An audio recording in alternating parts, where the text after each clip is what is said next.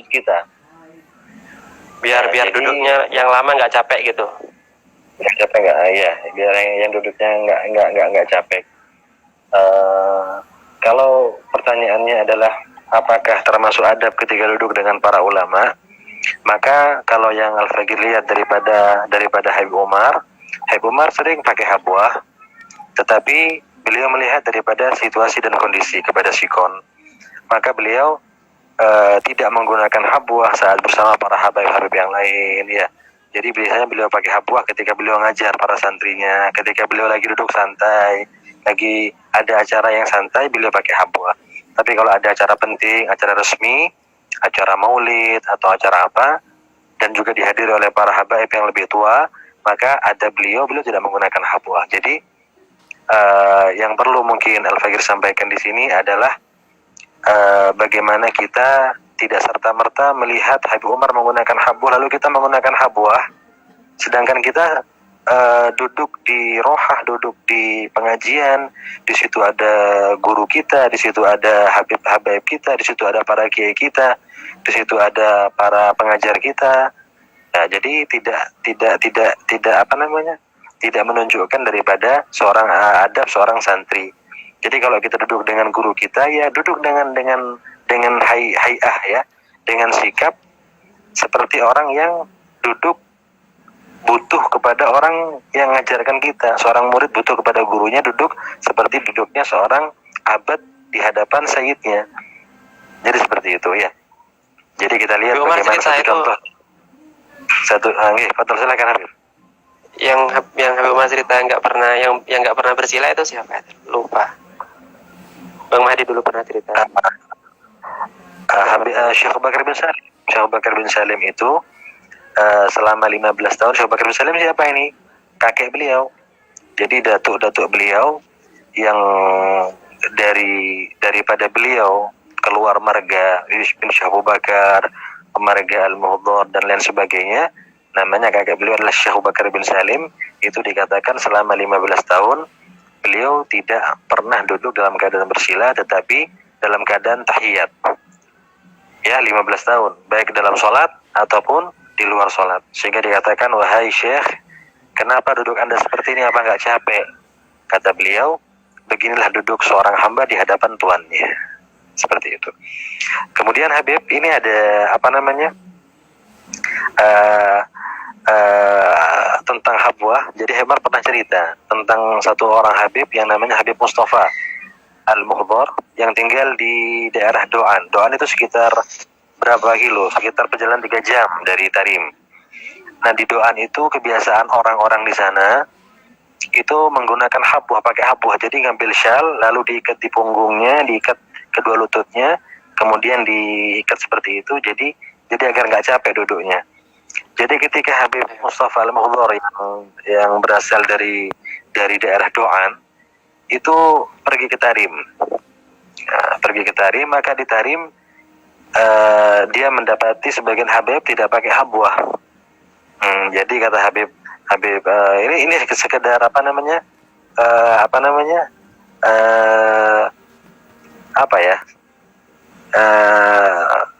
hiburan, dalam artian statement Habib Mustafa ini untuk menghibur para Habib di Tarim.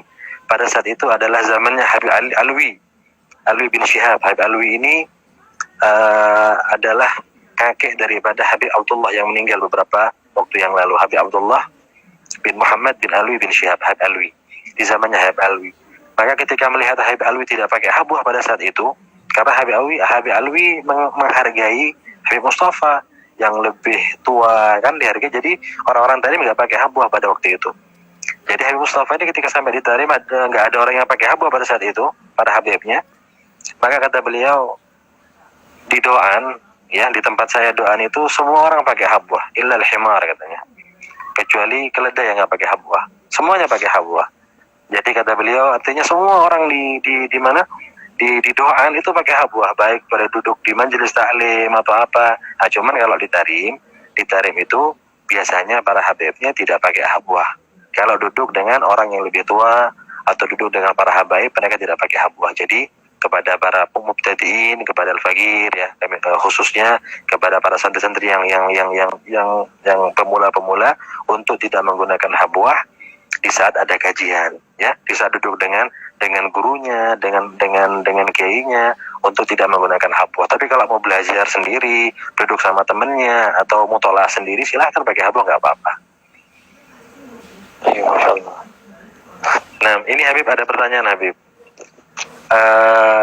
Pertanyaan tentang akhlak beliau terhadap yang lebih tua. Misalnya ini akhlak beliau kepada abang beliau Habib Masyhur. Habib Ali Masyhur ini adalah mufti Tarim, ketua mufti di kota Tarim saat ini adalah kakanda daripada Habib Umar yang namanya Habib Ali Masyhur.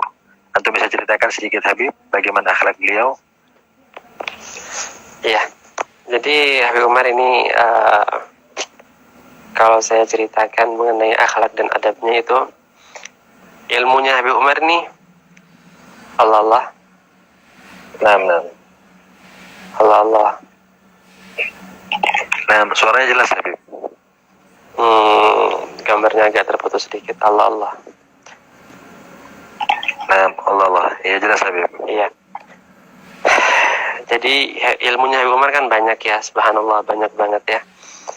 Tapi saking adabnya beliau, saking akhlaknya beliau, saking indahnya tutur kata beliau dan semuanya itu, sampai ilmunya itu ketutup semua sama adabnya gitu. Saking yang kita lihat daripada Habib Umar tuh adab gitu. Ya kan, saking adabnya luar biasa ya.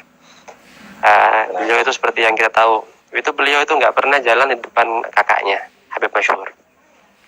Selalu berjalan di belakang kakaknya Habib Masyhur.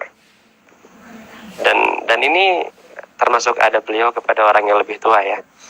Bahkan bukan kepada kakak beliau saja, kepada semua orang yang sudah tua. Semua orang yang sudah tua. Bahkan adatnya beliau ketika duduk di majelis taklim, sebagaimana yang antum tahu, kalau di majelis taklim tersebut ada beliau di depan sendirian, duduk di kursi atau di bawah, tapi di depan misalkan, dan di depannya ada murid ataupun ada jamaah majelis taklim dan lain sebagainya. Itu Habib Umar sebelum memulai majelis, Habib Umar pasti bilang begini kan, yang umurnya di atas 50 tahun maju ke depan sini.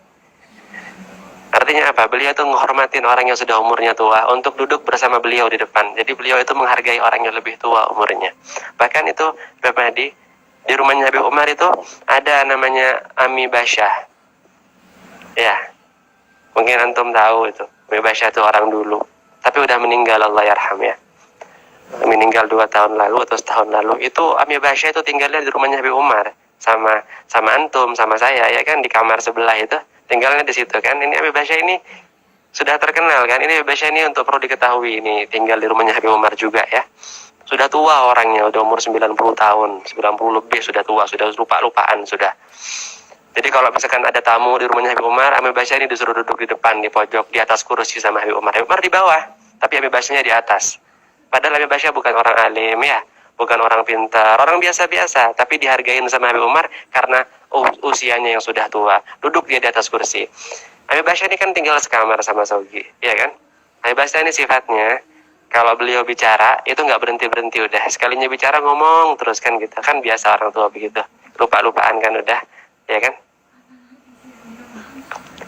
Jadinya beliau kalau bicara, kadang anak dengerin, kadang anak pergi langsung begitu, ya. Kan namanya orang tua kan ya. Subhanallah, suatu ketika itu ada tamu di rumahnya Habib Umar. Tamunya banyak. Dan Habib Basyah ini duduk di pojok seperti biasa, di atas kursi. Setelah tamunya semuanya pulang sekitar pukul 11:30 malam, baru selesai jalasah di rumah Habib Umar. Subhanallah, Habib Basyah ketika itu Habib Umar udah capek mukanya, sudah mau istirahat, sudah mau tidur, 11:30 sudah. Ternyata Habib Basyah di atas kursi. Ketika Habib Umar sudah mau beranjak pergi ke kamar beliau, dipanggil sama Habib Basyah. Diajak bicara sama Habib Basyah. Habib Umar udah dalam keadaan berdiri, udah capek, 11:30. Diajak bicara sama Habib Basyah. Yang mana kalau Habib Basyah ngomong ini udah ke barat ke timur, kan udah tua. Tapi saking menghargainya Habib Umar ini sama Habib Basyah, Habib Basyah Habib Umar sama sekali didengerin Habib Basyahnya ngomong, berdiri terus Habib Umar ngomong ke barat ke timur, Habib Basyah berdiri terus Habib Umar, sampai kita ashabul khidmah yang ngelihat itu pengen cepat berhenti Habib Basyah ngomong, kasihan sama Habib Umar, pengen Habib Umar cepat-cepat ke kamar udah, Tapi Habib Umar saking akhlaknya beliau, saking adabnya beliau, ditemenin Habib Bashar ngomong beliau sampai kapan? Sampai 15 menit lebih itu aneh hitung itu waktu itu. Itu akhlak beliau sama orang yang tua ya begitu. Nah, Masya Allah. Nah, Alhamdulillah. Ini lagi Habib. Tentang akhlak Habib Umar ketika Habib Umar diundang untuk hadir akikah. Biasanya ini apa yang dilakukan oleh Habib Umar nih? Jadi biasanya Habib Umar ini kalau diundang sama orang untuk menghadiri akikah, kira-kira apa yang beliau lakukan? Artinya apa yang beliau siapkan? Ya, jadi biasanya nih kalau kita ini kan misalnya kalau diundang kita nggak bawa apa-apa kan?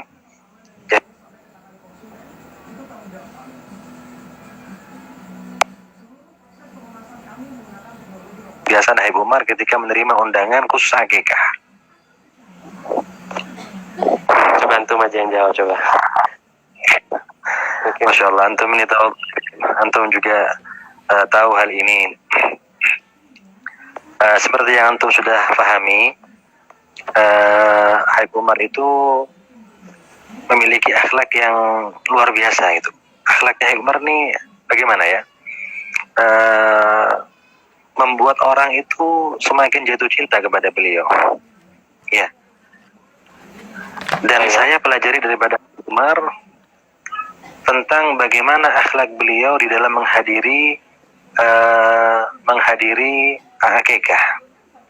Satu contoh, kalau kita di Indonesia, kita hadir akikah sudah sekedar hadir, kita hadir baca doa, kalau perlu ada ceramah, sudah selesai. Nanti pulang kita mungkin dapat bingkisan dan lain sebagainya. Tapi kalau Habib Umar, subhanallah, maka kebiasaan Habib Umar itu kalau mau hadir akikah, maka beliau siapkan dzarf, siapkan badlah. Apa itu dzarf? Apa itu dzarf Habib? Nah, dzarf itu adalah uang, sejumlah uang yang dimasukkan ke dalam amplop. Dan juga badlah itu adalah perlengkapan baju bayi. Jadi ketika kita menyiapkan dzarf, itu uangnya Habib Umar, ya, disiapkan dalam amplop dan juga satu kotak, satu set pakaian bayi itu nanti akan diberikan kepada orang tua daripada bayi tersebut untuk diberikan kepada anaknya. Jadi bukannya mereka yang memberikan hadiah kepada Habib Umar, tetapi Habib Umar yang memberikan hadiah kepada mereka. Ya, terutama jika seandainya si tuan rumah ini bukan orang yang mampu, maka akan Habib Umar tambah uangnya. Ya, Allah. Akan Habib Umar tambah. Jadi mereka ini subhanallah. Jadi mereka ini ketika kedatangan Habib Umar, ini jangankan Habib Umar bawa apa-apa, nggak usah bawa apa-apa. Mereka sudah sangat senang sekali. Bahkan saya mendengar dengan kehadiran beliau aja udah senang ya. Udah senang luar biasa. Habib Ali bin Abu Bakar bin Syu'ab Bakar, Habib Ali kita nyebutnya Habib Ali Bakar di Tarim, termasuk murid Habib Umar. Habib Ali Bakar mengatakan Habib Umar ini adalah hiasan majelis. Artinya apa? Kalau ada majelis dihadiri sama Habib Umar ini semakin semarak. Ya, jadi semakin jadi kayak gini. Kayak kue tar tuh di atasnya ada cerinya. Itu cerinya Habib Umar ya. Ya, indah seperti itu. Jadi mereka tuh sangat senang. Lah ini gimana? Seandainya Habib Umar datang lalu ngasih barokah ke mereka. Bukan mereka ngasih barokah kepada Habib Umar, artinya Habib Umar bawa barokah, artinya bawa sejumlah uang, bawa baju. Jadi bayangkan gimana kesempurnaan bahagianya mereka mendapatkan bingkisan daripada Habib Umar. Jadi mereka anggap ini barokah daripada Habib Umar kan. Jadi mereka senang dapat hadiah daripada Habib Umar, dan mereka senang juga karena dihadiri oleh Habib Umar. Masya Allah, Masya Allah. Mau lanjut tapi ini ada pertanyaan lagi ya. Kita lanjut ya. Iya, nah. Ya. Ini pertanyaannya, Bib, gimana sifatnya Habib Umar kepada orang yang mu'alaf baru masuk Islam? Kemarin ini pertanyaan datang ke Al-Fagir ya. Al-Fagir udah janji mau dibahas sekarang. Mungkin antum bisa kasih penjelasan. Masya Allah. Naam, antum juga lebih tahu juga Habib. Habib Umar itu sangat perhatian sekali, sangat perhatian sekali dengan mereka para mu'allaf. Bahkan Habib Umar memiliki satu metode khusus bagaimana menarik agar orang itu semakin cinta kepada Islam.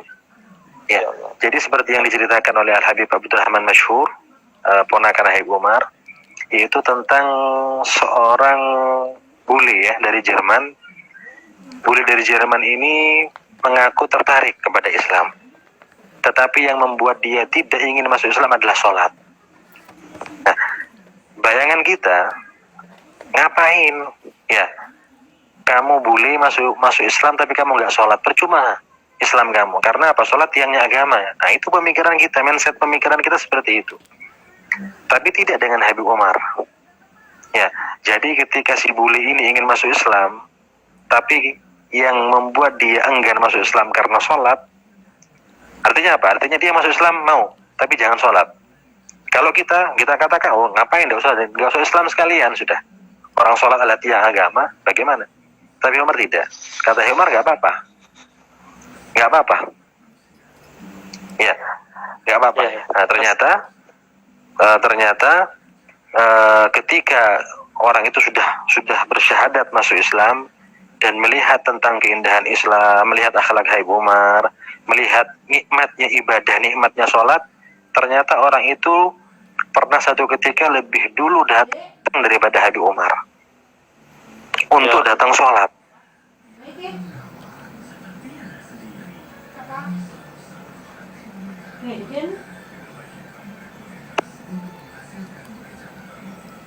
Lingkaran kekufuran, masukkan dulu ke dalam lingkaran keislaman. Toh nanti ketika dia tidak sholat atau tidak sempurna sholatnya itu lebih ringan daripada ketika dia itu masih kafir. Keluarkan dulu dia, ya selamatkan dulu dari jurang kekufuran, ya masukkan dulu dalam lingkar keimanan, ya nanti seandainya dia lalai dalam sholatnya, ya seandainya dia tidak melaksanakan tugas sebagaimana mestinya, maka itu lebih ringan daripada ketika saat dia kafir. Iya. Jadi ini juga ajaran buat kita ya, jadinya buat teman-teman yang pengen masuk bagaimana Islam.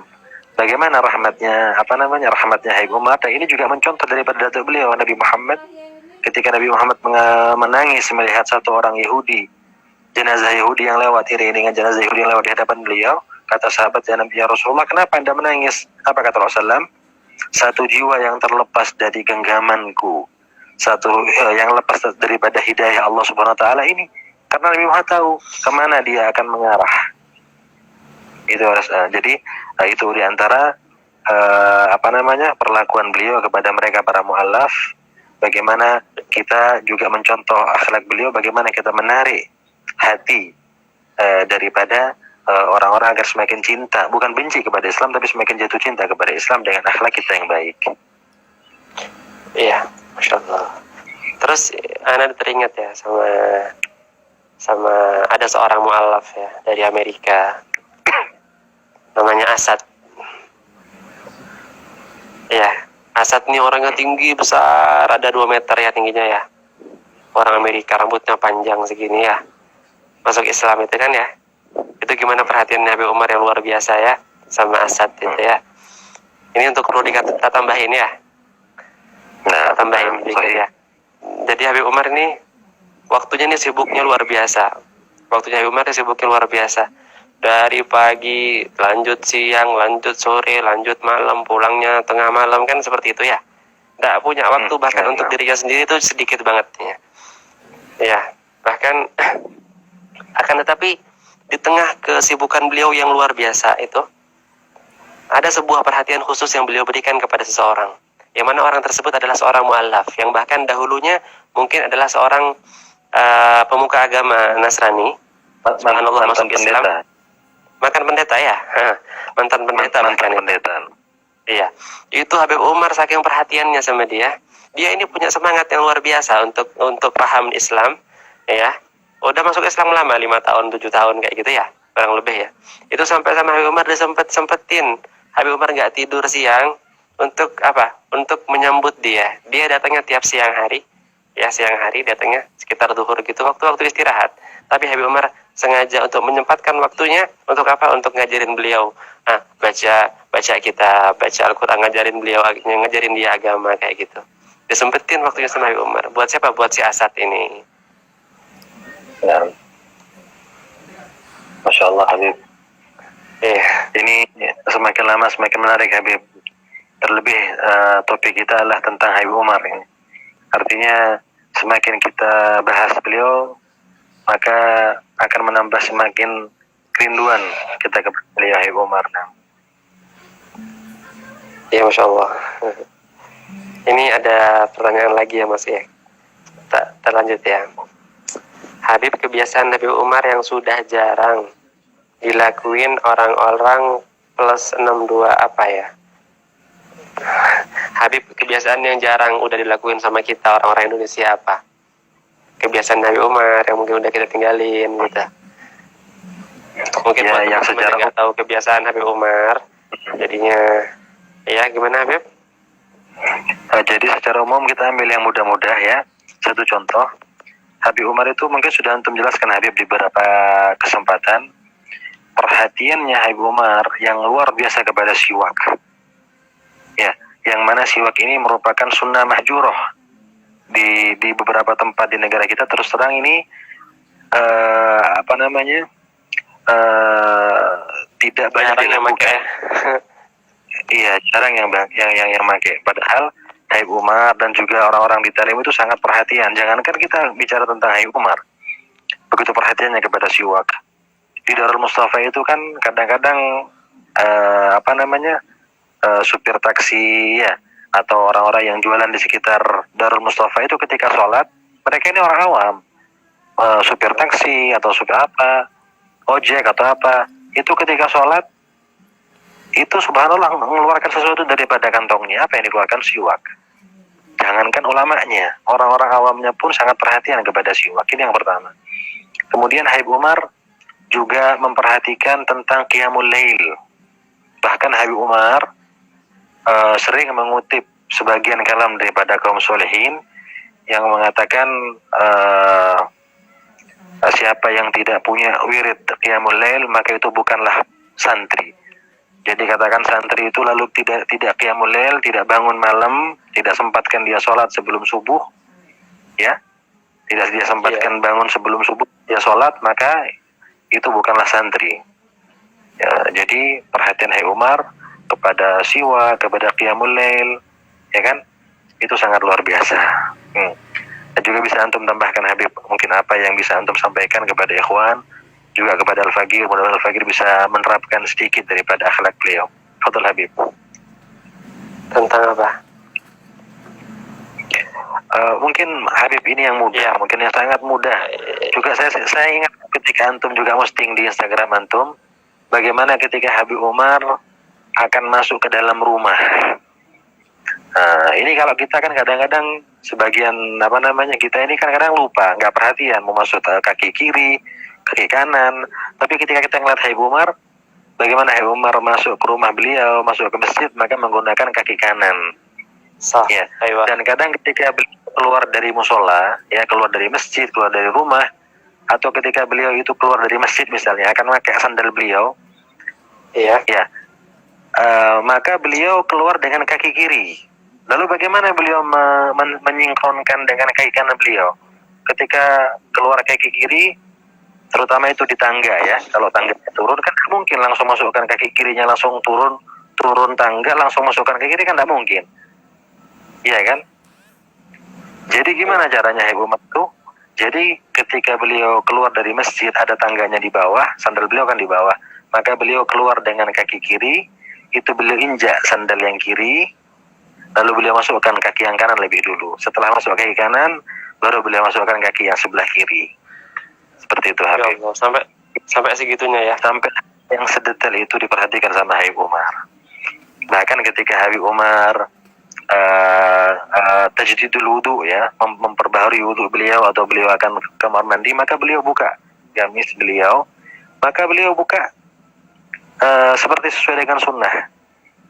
Ya, jadi beliau masang dengan kalau pakai baju itu yang kanan dulu, Ya, kalau buka Kalau orang-orang kita yang biasanya yang dulu kiri dulu lebih gampang.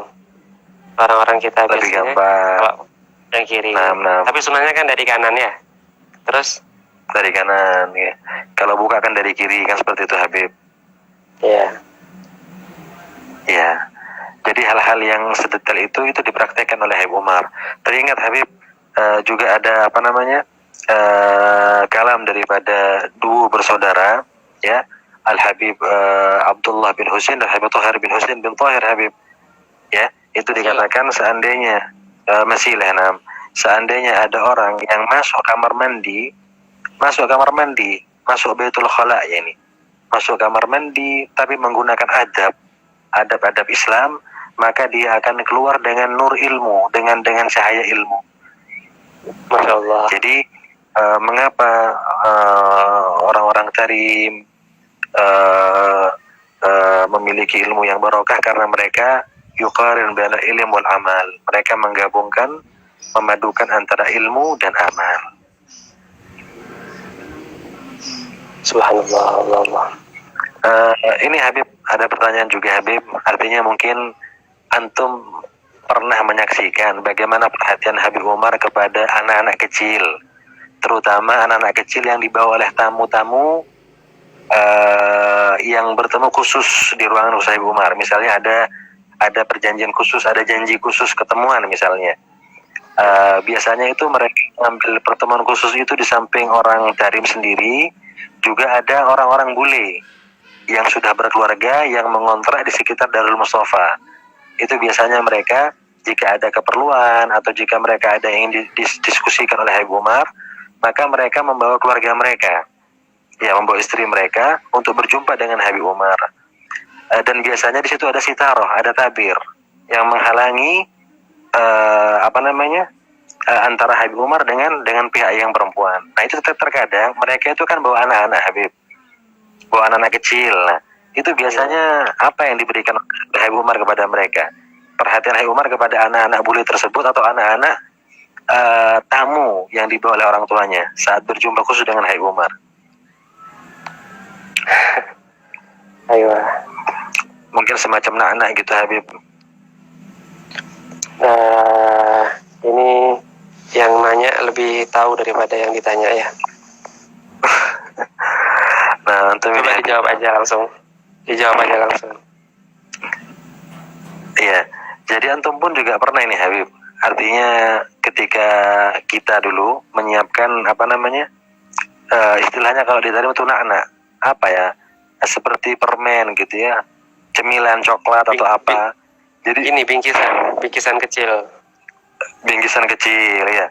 Jadi biasanya itu Habib Umar kalau perlu sama kita kan di luar ruangan, ya kan, di luar ruangan itu ada telepon. Jadi kalau Habib Umar ingin sesuatu, maka Umar cukup telepon dari dalam, maka kita mengangkat di luar pintu itu, di luar pintu pertemuan. Jadi kita nggak masuk ke dalam, kecuali kalau masuk ke dalam itu kalau kita mengantarkan minuman atau sekedar cemilan kan begitu. Terkadang Umar di telepon itu bila minta tolong berikan sesuatu untuk anak-anak ini gitu. Jadi biasanya itu kita siapkan ya satu plastik itu yang berisi coklat atau berisi kacang-kacangan atau berisi apa ya kan, lalu kita berikan kepada Habib Umar, lalu Habib Umar membagikan kepada anak-anak tersebut. Jadi ini untuk membuat mereka itu gembira, menyenangkan hati anak-anak. Masya Allah. Ayo sah. Masya Allah. Ada tambahan, mumpung ingat ini. Nah, gimana? Ada yang menyikapi soal yang tadi tentang kebiasaan orang-orang Indonesia, kebiasaan Nabi Umar yang udah banyak ditinggalin sama kita, sama teman-teman kita di sini. Ya, satu yang yang paling anda ingat itu Habib Umar kalau minum itu gak pernah berdiri. Pasti duduk ya. Habib Umar kalau minum itu selalu dalam keadaan duduk.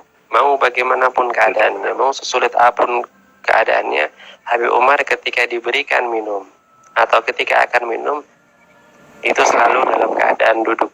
dan ketika duduk beliau minum dengan 3 kali minum, 1 kali, kemudian 2 kali, kemudian 3 kali. Dan ini merupakan sunnahnya Rasulullah SAW.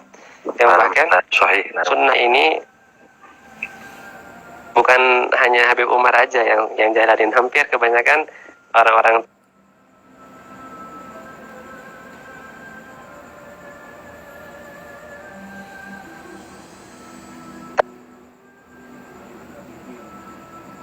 hebatnya mereka di dalam megang sunnahnya Rasulullah, sampai-sampai kalau orang minum berdiri tuh kayak dosa gitu.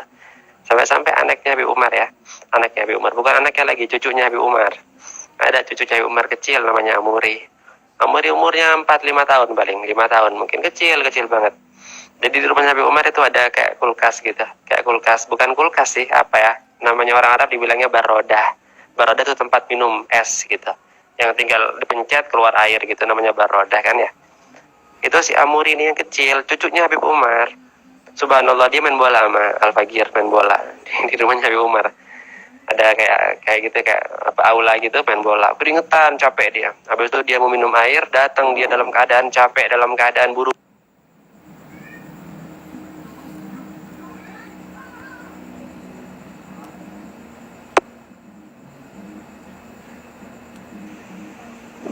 Kecil. Anak kecil 5 tahun, 6 tahun umurnya Amuri, cuman udah paham. Dia nggak paham mungkin sama sunnahnya Rasulullah, ya ini sunnahnya Rasulullah mungkin nggak paham. Tapi yang dia paham, ini yang dilakuin sama abahnya nih. Ini yang dilakuin sama kakeknya, Habib Umar bin Hafid. Kenapa? Ini namanya pembiasaan dini. Yang dibiasakan semenjak dini agar mereka terbiasa. Nah. Dan mungkin ini Habib, mungkin antum pernah dengar juga cerita awal Habib Ali Jufri mulai jatuh hati kepada Habib Umar, karena kita ketahui bahwasanya Habib Ali Jufri itu kan dulu berguru kepada Habib Abdul Qadir bin Ahmad As-Segaf. Namun saat itu di sebuah acara, tiba-tiba Habib Ali Jufri ini melihat sosok pemuda yang saat itu sedang ada acara besar, ya, tiba-tiba memegang gelas dan meminum dalam keadaan duduk. Ternyata itu Habib Umar. Dan dari pandangan pertama itulah, ketika melihat Habib Umar yang berpakaian sunnah, menggunakan imamah dengan jubah, lalu juga mempraktekkan ilmu beliau dengan cara duduk walaupun itu hal yang remeh, maka itu yang membuat Habib Jufri jatuh hati kepada Habib Umar. Ya, itu keadaannya begini. Yang saya dengar langsung dari orang yang mendengar langsung daripada Habib Ali Jufri.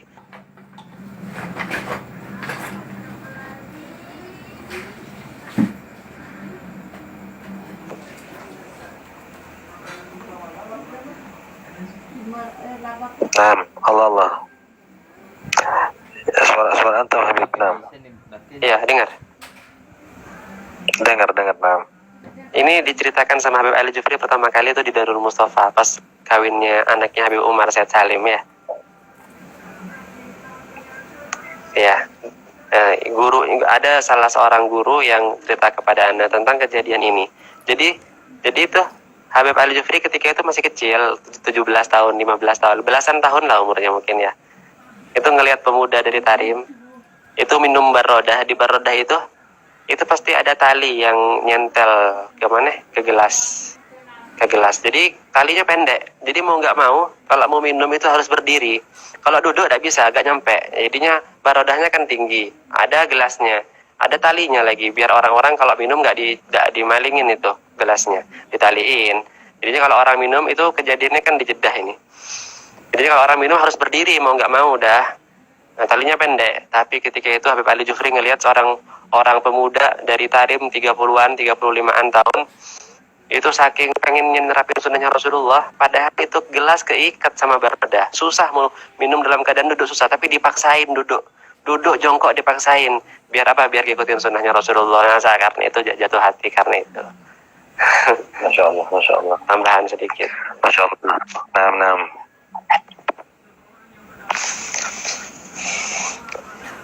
Ini ada pertanyaan ya, dari ini tulisannya di depannya, ada soalnya langsung ini. Naam qalbi ma'ak. Ya. Allah. Naam Habib. Ini ada pertanyaan deh. Allah. Ya Habib, silakan Habib. Fadal, fadal. Ada pertanyaan dari sahabat kita, guru kita juga, Iya. Naam Bimak. Siapa namanya, Bang Andi? Allah. Siapa itu?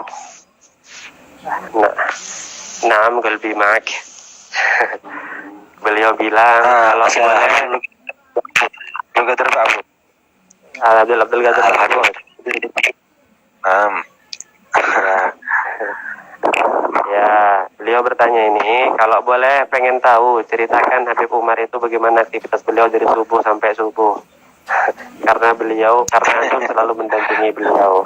Mungkin antum bisa dijawab pertanyaan dari Habib Abdul Qadir Mahmud. Nah, Masya Allah, perlu diketahui Abdul Qadir Mahmud ini adalah rekan kami yang juga tinggal di rumah Umar di bagian atas waktu itu, dan beliau sempat menjabat seperti ketua kamar waktu itu, kamar murid bagian atas itu yang pegang beliau nih, Abdul Qadir bin Zaid Abud. Masya Allah, beliau adalah orang yang sangat cinta kepada Tarim, bahkan saking cintanya beliau kepada Tarim, itu semua diadopsi. Halo, Allah. Aiyah. Ya terus. Allah. Jadi ini sedikit Habib, saya cerita tentang beliau ini yang nanya ini. Habib Abdul Qadir ini saking cintanya kepada Tarim, bahkan beliau mengadopsi background Darul Mustafa dan Musholla Ahlul Kisah itu diadopsi oleh beliau. Jadi seakan-akan kalau kita ngelihat beliau ngajar di pondok beliau, maka seakan-akan kita ngelihat Habib Umar, karena backgroundnya sangat mirip sekali. Kemudian di situ juga kelihatan di temboknya itu seperti kuburan Zambal. Jadi Masya Allah, ini takluknya beliau luar biasa semenjak beliau ada di Tarim. Masya Allah, zadallahu khair wal barakah insyaallah ta'ala. Amin. Mohon maaf ini saya jawab sedikit Habib ya. Wallah pertanyaan antum ini sangat susah Habib. Namun sebatas pengetahuan Al-Fagir, di antara kegiatan Habib Umar itu biasanya itu Habib Umar itu akan datang ke Darul Mustafa itu sebelum subuh. Ya. Itu bisa jadi Habib Umar itu mendekati waktu subuh beliau datang, atau beliau datang sebelumnya. Bahkan sebelum azan pertama. Ya, kalau misalnya azannya jam 4:30, maka beliau datang jam 3. Beliau sholat malam di situ, kemudian beliau berhizib. Hizibnya beliau itu dengan santri yang hafal Quran. Jadi ada hizib ya, tadarusan. Itu akan beliau duduk bersama mereka sampai menjelang subuh, lalu beliau akan membaca zikir. Kemudian setelah itu maka beliau akan sholat berjamaah subuh. Kemudian beliau ngajar sampai isyraq. Selepas isyraq maka beliau akan sholat isyraq, sholat duha, dan pulang. Ya, sebelum pulang itu kan capek. Bayangkan Habib Umar itu datang jam berapa? Padahal sebelumnya itu Habib Umar datang dari acara, dari pertemuan, dari seminar, dari undangan itu malam. Ya kan? Tiba-tiba nanti jam 3 beliau datang, jam 3:30 beliau datang, dan beliau membaca wirid, membaca hizib Quran, membaca wirid, ngajar sampai isyraq, kan capek. Tapi beliau itu tidak akan beranjak selesai salam duha, karena beliau ngambil 4 rakaat di mana? Di Darul Mustafa, di Musholla Ahlul Kisah. Kemudian maka selesai salam sholat yang kedua itu, maka beliau akan menyempatkan duduk ya, untuk memberikan kesempatan berbicara. Subhanallah, ini kesempatan umum, siapapun boleh, baik itu santri atau orang luar atau siapapun, murid baru, orang Indonesia, orang Amerika, siapapun boleh mengambil kesempatan untuk bicara dengan Habib Umar tanpa memilih siapa. Ya, itu Habib Umar kasih waktu dari 20 menit sampai setengah jam, bahkan sampai 1 jam. Ya selesai, Habib Umar pulang ke rumah. Nah, anggapan kita, Habib Umar nih bangun sebelum subuh dan lain sebagainya, terus sampai nyambung sampai isyraq, ngobrol lagi sama orang-orang. Bayangan kita ini Habib Umar tidur. Ternyata tidak. Habib Umar itu memberikan waktunya sekarang ini kepada keluarga beliau. Nah, jadi keluarga beliau itu menyiapkan sarapan. Jadi mereka akan sarapan bareng bersama Habib Umar. Dan biasanya kesempatan mereka untuk makan bareng dengan Habib Umar ya waktu sarapan. Sebab waktu siang itu kebanyakan Habib Umar tuh makan dengan tamu di ruang tamu di Syagrijal namanya ya. Kalau rumah Habib Umar tuh kan ada Syagrijal bagian laki-laki di depan, bagian perempuan. Maka biasanya Habib Umar itu kan kalau makan siang sama laki-laki sama tamu atau enggak di undangan. Kalau malam apalagi? Kalau malam itu jarang Habib Umar di rumah. Jadi kesempatan Hubaba, kesempatan putri-putri dan putra-putra Habib Umar itu untuk makan dengan Habib Umar ya waktu sarapan itu. Dan ternyata sesi sarapan itu, maka setelahnya itu ada juga sesi dars, ada pelajaran. Jadi nggak langsung selesai sarapan Habib Umar itu tidur, nggak. Jadi mereka juga baca kitab, anak-anak Habib Umar. Kadang-kadang bantu Habib Umar baca kitab ya, sampai nanti sudah agak siang lalu beliau masuk kamar. Ya, masuk kamar. Kemudian waktunya mepet, waktunya nggak terlalu banyak. Kemudian nanti waktu zuhur Habib Umar harus keluar. Nah di zuhur itu Al-Fagir nemenin lagi Habib Umar. Waktu zuhur itu sholat zuhur berjamaah. Nanti kadang pulang ke rumah atau kadang ke undangan. Itu terus nyambung sampai asar. Asar pulang ke Rohah Darul Mustafa. Selesai Rohah biasanya dulu sebelum meninggalnya Hubabah Nur, ibunda Habib Umar, maka pasti kalau ada kesempatan, apalagi ada di Tarim, Habib Umar akan menyempatkan untuk mengunjungi ibundanya selepas Rohah. Jadi Al-Fagir ikut Habib Umar ke rumahnya Habib Masyhur, karena Hubabah Nur, Hubabah Zahra tinggalnya sama Habib Masyhur dengan kakanda Habib Umar. Itu pasti Habib Umar akan ke rumahnya Hubabah Zahra. Adapun sekarang biasanya Habib Umar pulang ke rumah, tapi tidak masuk ke dalam rumah Syagarim. Syagini saat tidak masuk ke rumah inti Habib Umar, ke rumah keluarga enggak, tapi masuk ke ruang tamu untuk bertemuan dengan ini, untuk bertemu itu dengan kapan, itu. Nanti itu nyambung lagi sampai waktu asar ya. Itu waktu zuhurnya apa? Waktu zuhurnya biasanya kan undangan. Waktu zuhur Hampir nggak pernah kosong kan? Atau ada akikah, ada pernikahan. Hampir nggak pernah kosong. Nggak pernah pasti zuhur itu pasti kita beraya. Pasti sudah keluar. Itu kan sampai asar ya. Sampai asar baru selesai. Atau asar apa Habib, bisa dijelaskan Habib? Biar lebih rinci gitu. Iya, habis asar itu kan habis Rohah. Habis Rohah itu kan apa? Kajian Habib Umar waktu asar. Selepas sholat asar maka Habib Umar mengkaji beberapa kitab, itu namanya Rohah.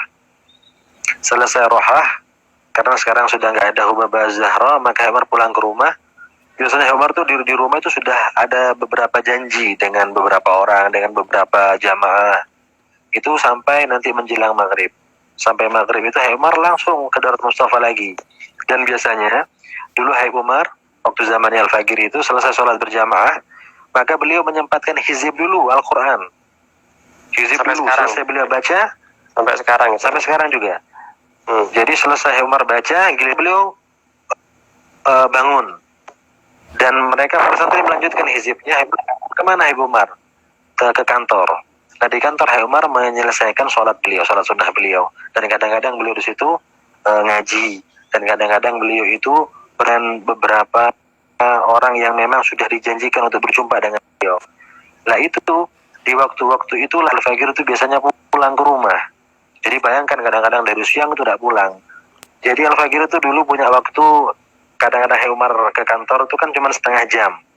Ya, itu kadang-kadang Al-Fagir cuma sekedar belikan hajat di rumah itu bisanya waktunya ya waktu itu cuma setengah jam, beli sebentar, pulang ke rumah, ketemu sama